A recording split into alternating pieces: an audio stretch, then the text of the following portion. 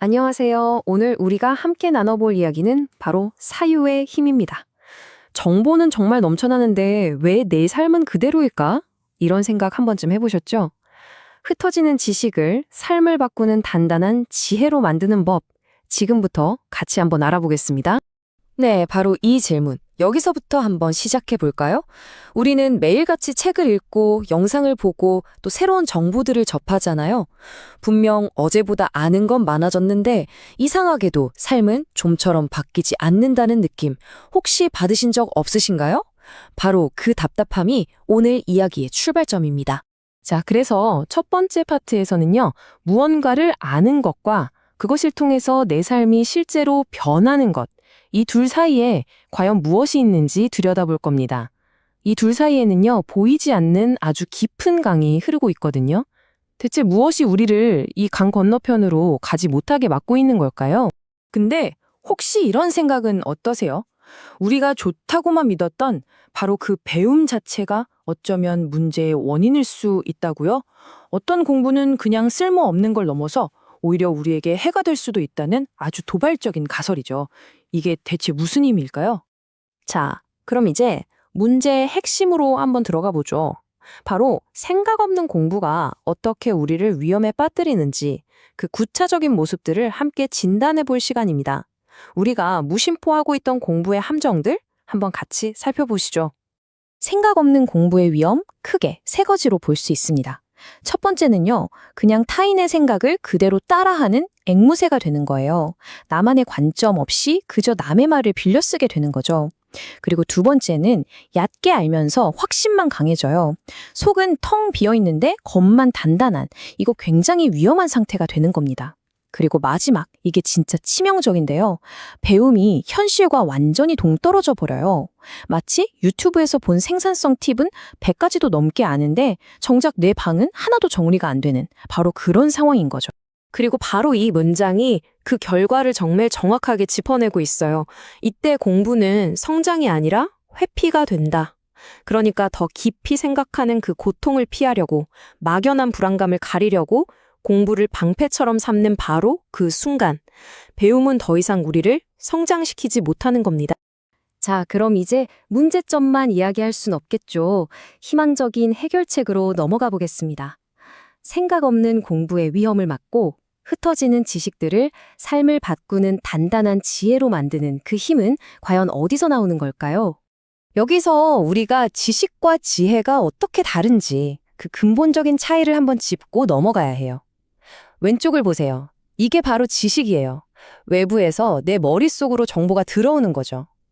그런데 오른쪽은요, 완전히 다르죠? 이게 지혜입니다. 그 정보들을 내 안에서 스스로 연결하고 엮고 재구성해서 완전히 나만의 의미를 만들어내는 과정이에요. 이건 단순한 수집이 아니라 나만의 지도를 그리는 창조에 가깝습니다. 네, 바로 이 창조적인 재구성 과정, 이걸 우리는 사유라고 부르는 겁니다. 사유라는 건요, 들어온 지식을 향해서 이게 정말 나한테는 무슨 의미지? 내 과거 경험이랑은 어떻게 연결되지? 이런 질문을 끊임없이 던지는 거예요. 그리고 그 답을 자기만의 언어로 정리하고 연결하는 모든 정신적인 활동을 말합니다. 근데 사유라고 할까 좀 막연하게 들리실 수도 있을 것 같아요. 알겠는데 그래서 그걸 어떻게 하라는 거지? 싶으시죠? 그래서 이 사유라는 정신적 활동을 딱 붙잡아서 현실로 만들어내는 가장 구체적이고 강력한 도구, 바로 글쓰기에 대해서 이야기해 보겠습니다. 그럼 대체 어떻게 해야 내 머릿속에서 막 둥둥 떠다니는 이 생각의 조각들을 단단하게 굳힐 수 있을까요? 어떻게 해야 그게 진짜 내 생각이라고 자신 있게 말할 수 있게 될까요? 그 해답은 바로 긴 호흡의 글쓰기에 있습니다. 짧은 메모나 단답형 SNS 글이 아니라요, 하나의 완성된 생각의 덩어리, 예를 들면 에세이 같은 글을 한번 써보는 거죠. 아니, 왜 하필 글쓰기가 그렇게 강력하냐고요? 글을 쓴다는 건요, 내 생각을 아주 냉정한 시험대 위에 올려놓는 거랑 똑같아요.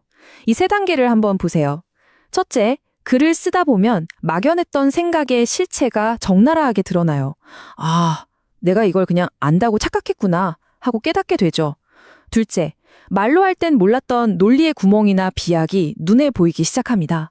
그리고 마지막으로 이 혹독한 검증을 다 통과한 단단한 생각, 진짜 내 생각만이 남게 되는 거죠. 자, 이제 마지막 결론으로 한번 가볼까요? 오늘 우리가 나눈 이야기들을 다 종합해서 결국 이 생각의 힘이 어떻게 우리의 삶을 근본적으로 바꿀 수 있는지 그 최종적인 의미를 정리해 보겠습니다. 지금 우리는 이 화면처럼 정말 정보의 홍수 속에서 살고 있잖아요. 거대한 파도 같아요.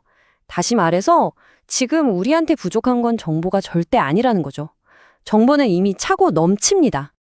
우리에게 진짜 정말로 필요한 건 바로 사유입니다. 그 정보의 파도를 잠시 멈춰 세우고 질문하고 연결하고 나만의 것으로 소화해내는 바로 그 과정 말이죠. 오늘 제가 드린 모든 이야기를 바로 이 한 문장이 완벽하게 요약해주는 것 같아요. 많이 아는 사람이 아니라 깊이 생각하는 사람이 결국 자신의 삶을 바꾼다. 지식의 양이 아니라 사유의 깊이가 변화의 크기를 결정한다는 뜻입니다. 자, 오늘 이야기를 마치면서 마지막으로 여러분께 이 질문을 하나 남기고 싶습니다. 앞으로 어떤 지식을 접했을 때, 아, 그렇구나 하고 그냥 넘어가는 대신에 이렇게 스스로에게 한번 물어보는 건 어떨까요? 이 지식이, 이 생각이 지금의 나에게 무엇을 하라고 말하고 있는 걸까? 이 질문을 시작하는 바로 그 순간, 여러분의 지식은 비로소 삶을 바꾸는 지혜가 되기 시작할 겁니다.